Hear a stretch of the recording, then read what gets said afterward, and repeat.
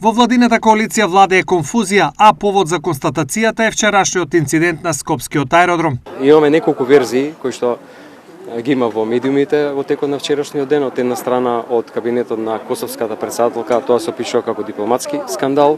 Друг е ставот на собранискиот претседател Гаши, а официјалното МВР никаде го нема. И сметам дека е тоа апсолутно недозволиво, затоа што се добива впечаток дека некој сака да ја скрие вистината.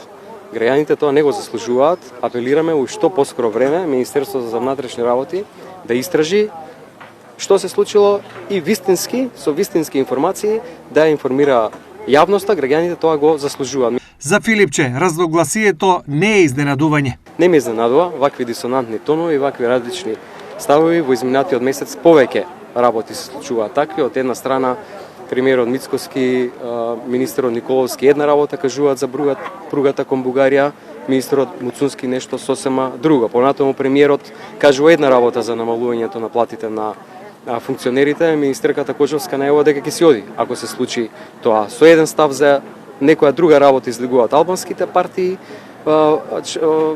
владината коалиција со друга ВМРО ДПМН. Така да сметам дека ова се знаци дека и таму владее на навистина голема конфузија. На прашањето колку оваа коалиција е стабилна и дали ВМРО ДПМН нуди национално единство, Филипче одговори со пример.